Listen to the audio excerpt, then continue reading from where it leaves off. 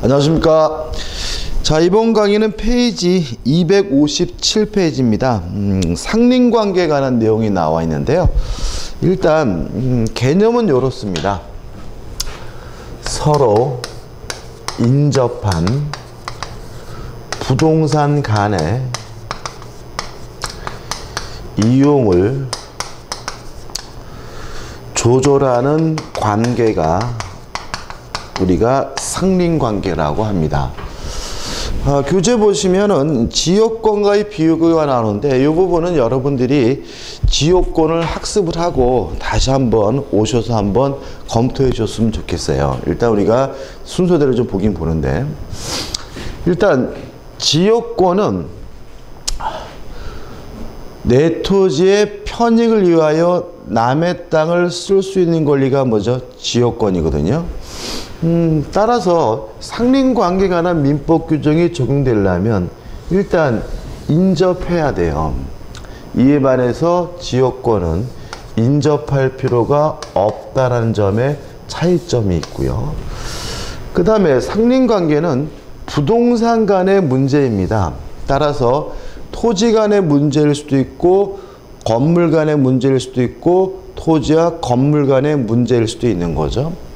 이에 반해서 지역권은 내 토지의 편익을 위하여 남의 땅을 쓸 수 있다.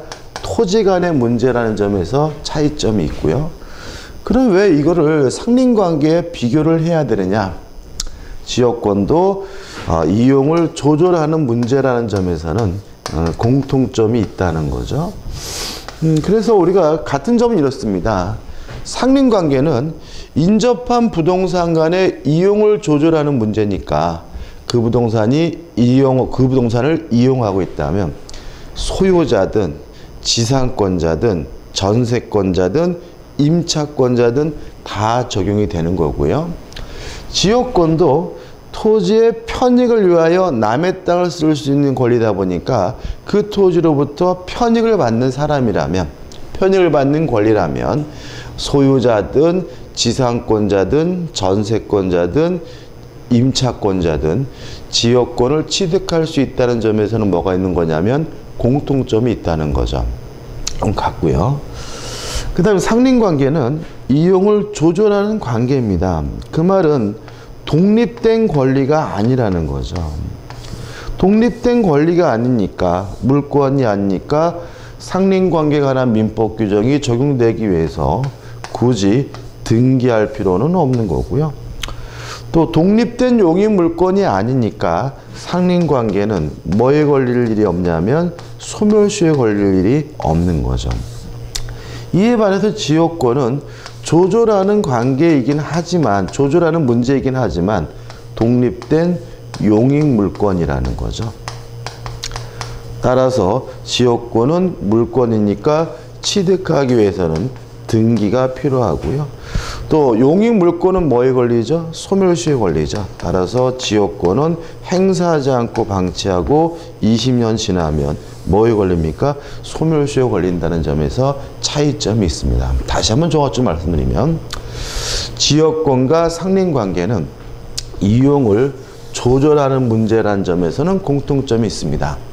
따라서 지역권도 상린관계도 그 부동산을 이용하는 사람이라면 소유자든 전세권자든 지상권자든 임차권자든 모두에게 적용된다는 점은 같은 거죠.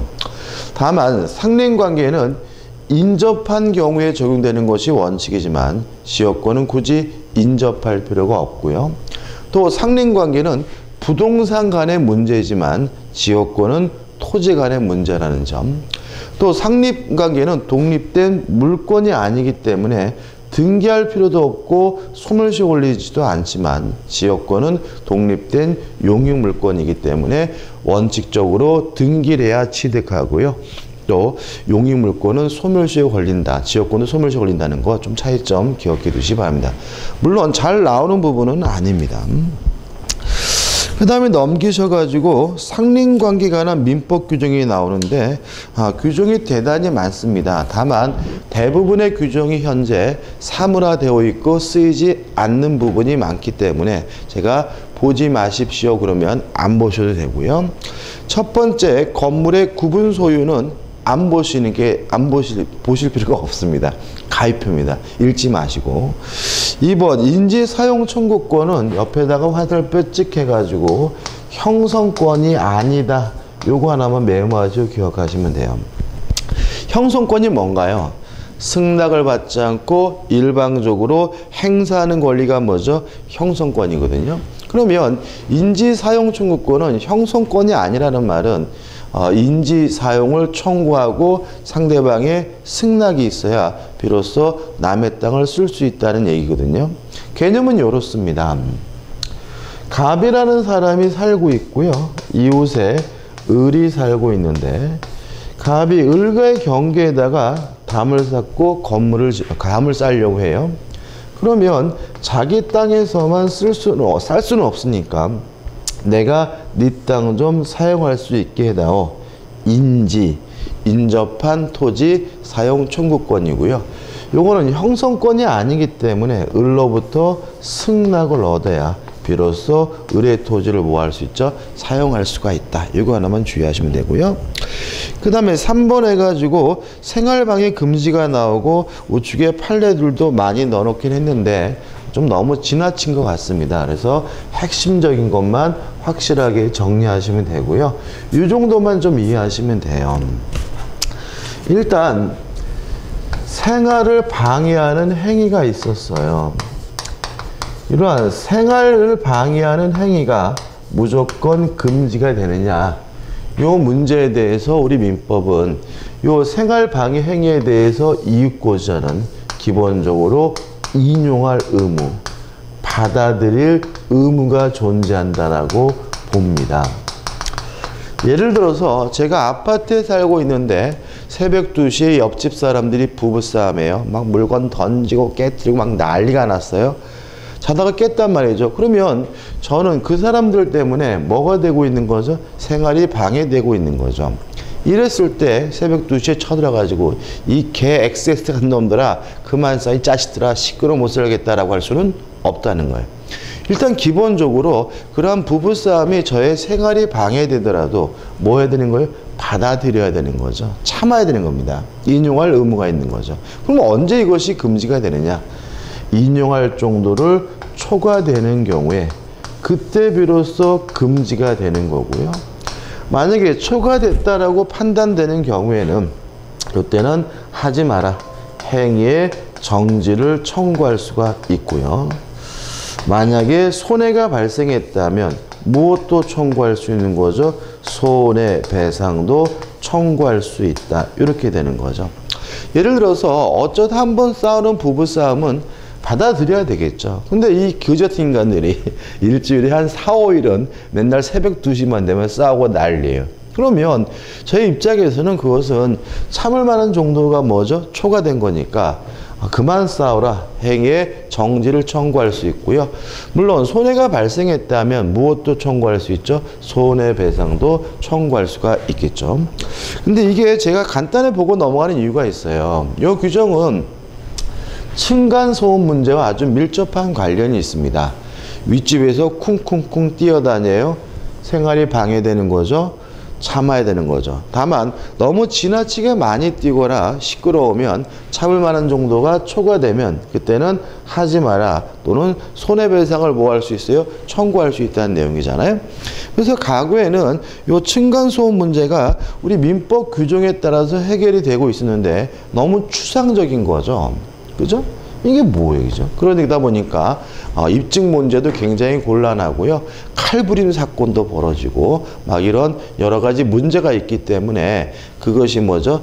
특별법이 따로 만들어졌죠. 그래서 이제는 요 층간소음 문제는 요 규정에 따라서 해결되는 것이 아니라 새로 만들어진 특별법에 의해서 해결이 되기 때문에 현재는 큰 의미가 없는 규정으로 바뀌었습니다. 그래서 판례 굳이 볼 필요는 없을 것 같고요. 이 정도만 확실하게 기억하시고 이해하시면 됩니다. 자, 이제 교재 260페이지 오시면 4번 수도 등의 시설권이라는 거 나오는데 이거는 뭐죠? 가입표입니다. 보실 필요가 없고요. 5번 해가지고 뭐가 나오죠? 주의 토지 통행권이 나오는데 이것이 대단히 중요하고요. 이 주의토지 통행권에 대해서는 시험 문제를 꼬박꼬박 내는 편이기 때문에 확실하게 정리를 하시고 내 것으로 만드셔야 됩니다.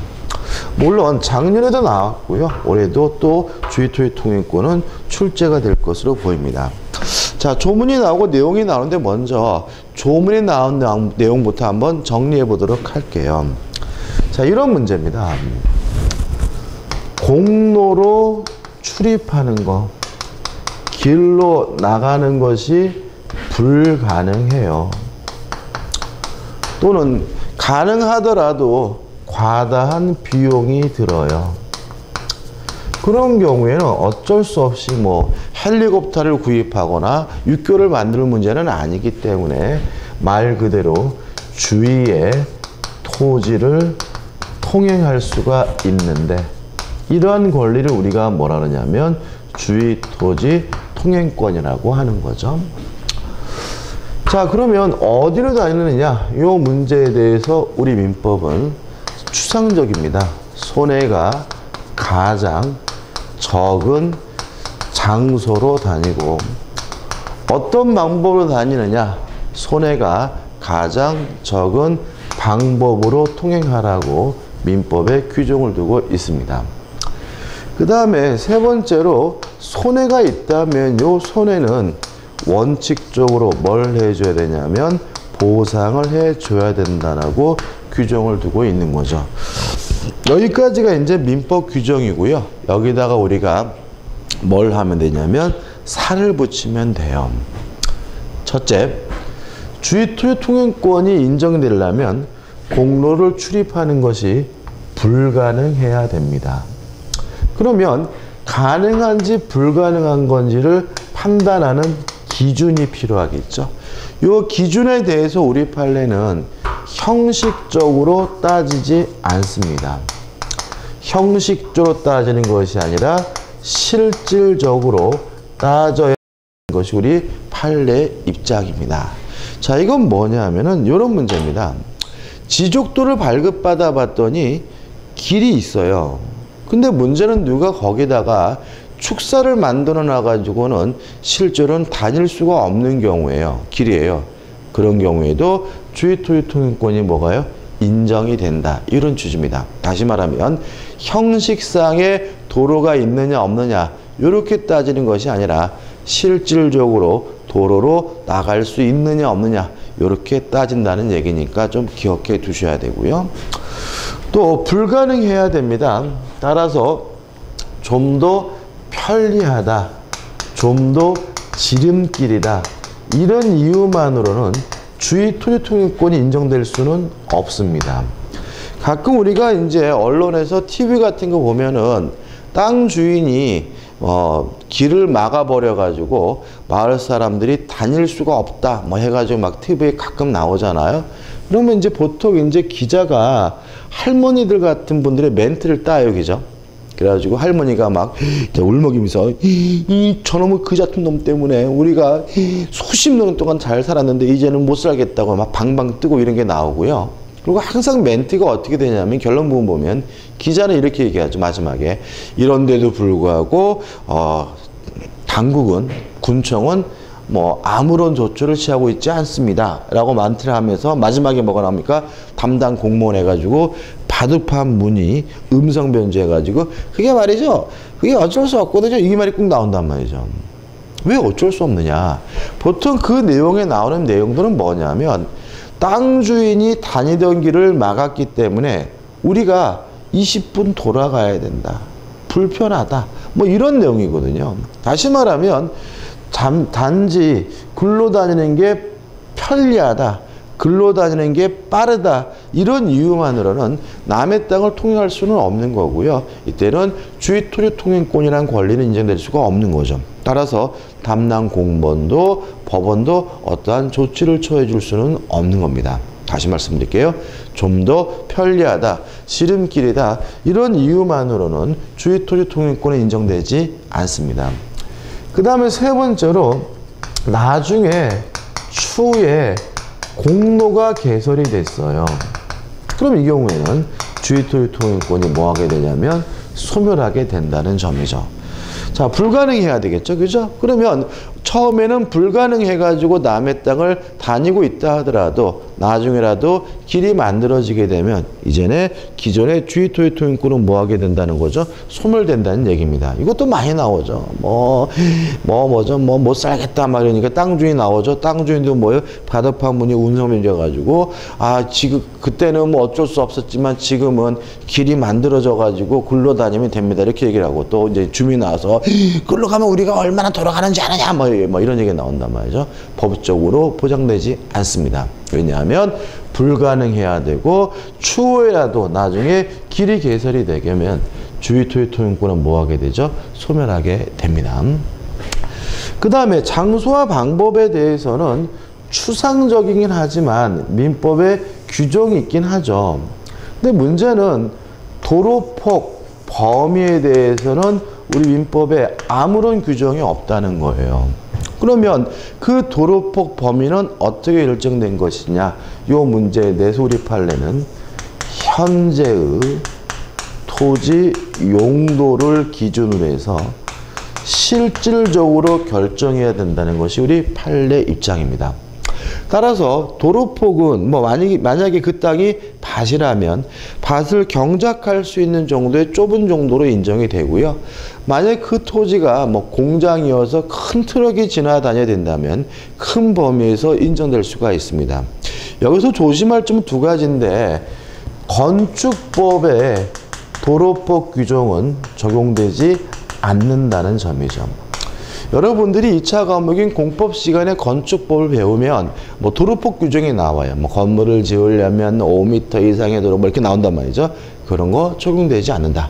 왜냐하면 도로폭은 현재 토지 용도를 기준으로 해서 실질적으로 결정될 문제인 것이지 무엇 가지고요? 건축법과 같은 형식적 기준으로 결정되는 것은 아니라는 것이 우리 판례 입장이고요.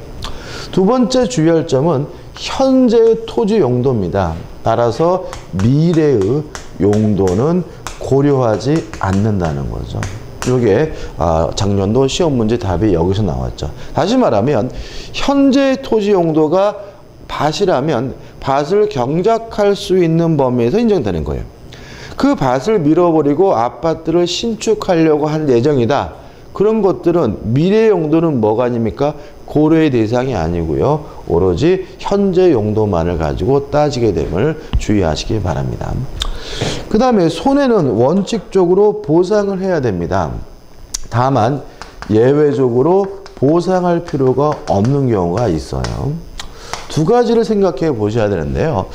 이 주의 토지 통행권이 중요한 이유는 의외로 흔하다는 거죠. 왜냐하면 우리가 교외 지역의 지적도 같은 거 발급받아 보시면 땅이 구획되어 있을 뿐 길이 안 나와 있어요. 지적도 상에.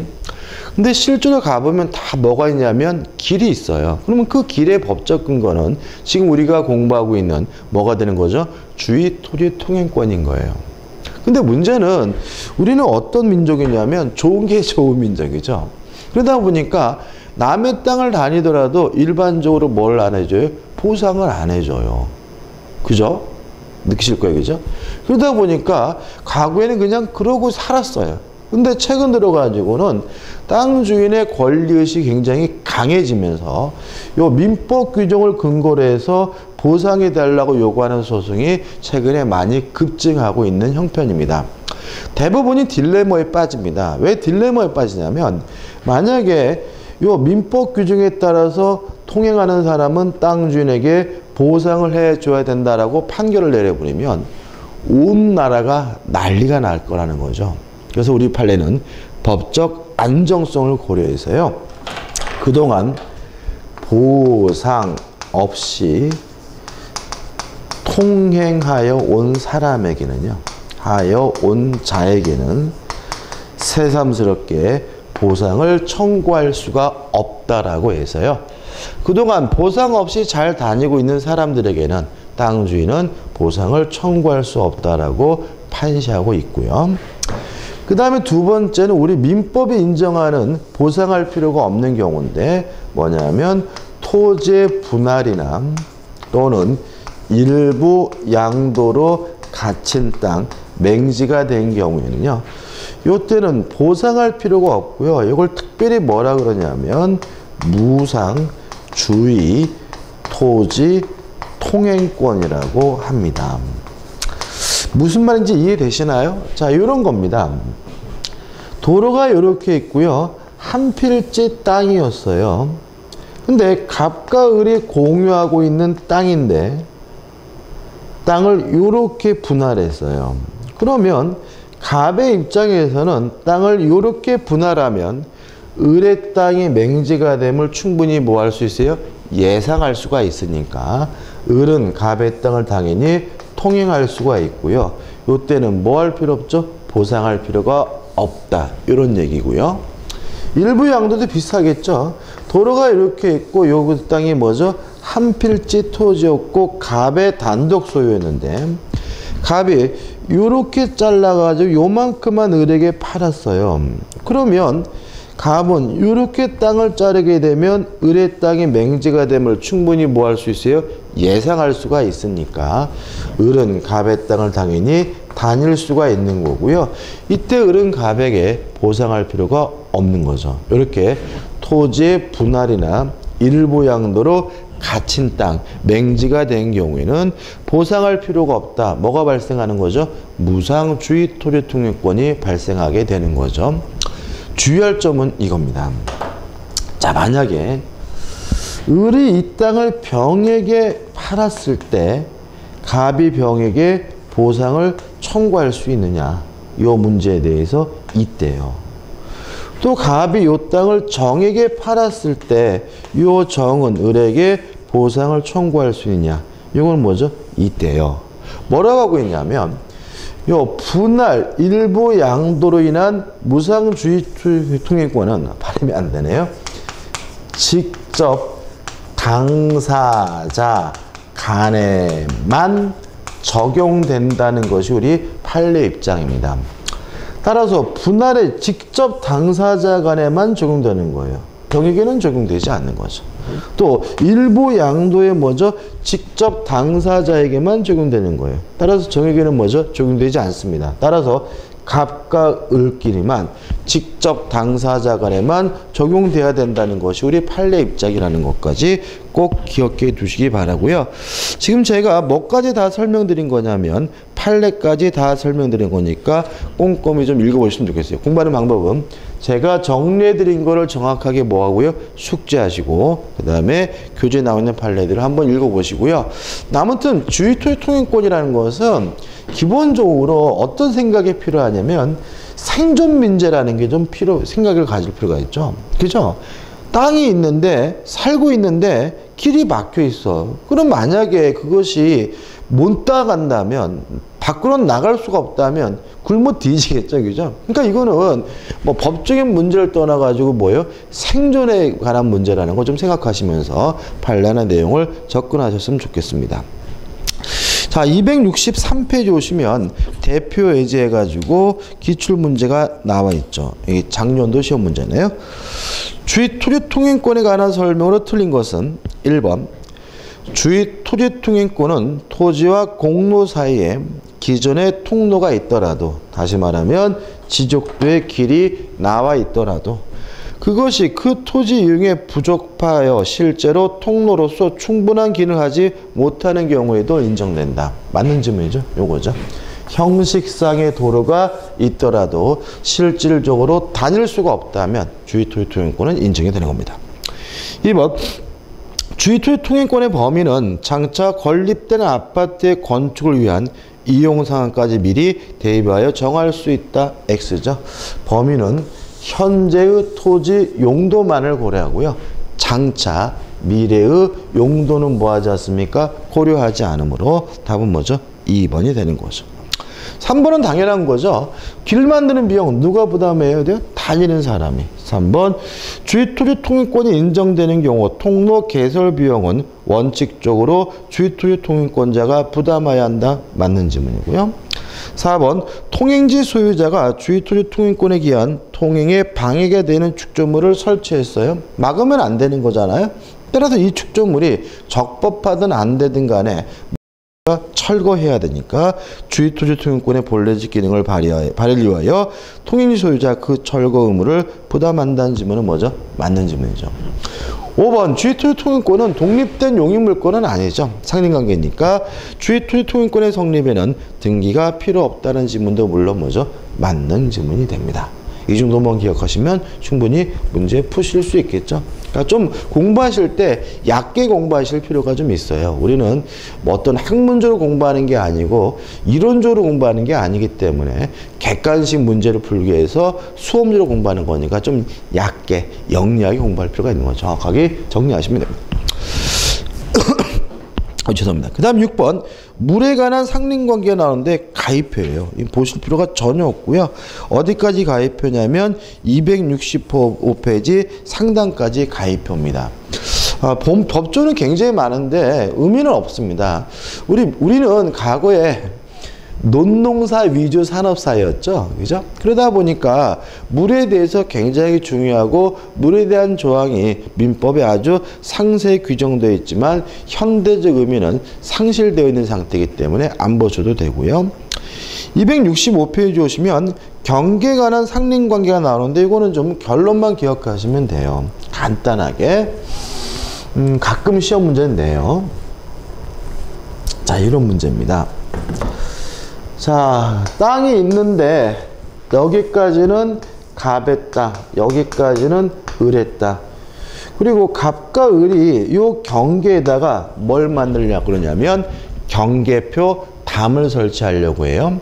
그럼 설치 비용은 어떻게 부담하느냐? 갑과 을이 반씩 부담합니다. 문제는 이 담을 설치하기 위해서 측량을 하려고 한단 말이죠. 근데 측량은 땀이 넓으면 많이 들겠죠. 그 비용이. 따라서 측량 비용은 반씩 부담하는 것이 아니라 면적의 비율에 따라서 부담하게 되고요. 그 다음에 담을 설치하려고 하는데 갑자기 을이 CCTV 설치하자고 한단 말이죠. 그러면 그 CCTV 특수시설은 설치하고 싶은 사람이 비용을 부담하는 거고요. 그 다음에 시간이 흘러가지고 담이 네 건지 내 건지 잘 모르겠어요. 그러면 쌍방간에 공유인 것으로 추정을 합니다. 첫째, 담 설치 비용은 어떻게 해요? 반씩 부담합니다. 그죠? 그 다음에 측량 비용은 면적의 비율에 따라서 부담하고요. 그 다음에 누구 건지, 특수시설은 하고 싶은 사람이 부담하고, 그 다음에 누구 건지 잘 모르겠으면 공유인 것으로 추정을 합니다.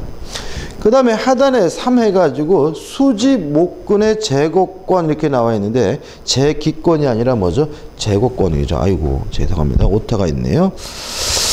자, 제거권이 있는데 이것도 그냥 중요하기보다는 재미있어서 내는 것 같아요. 우리 출제자가.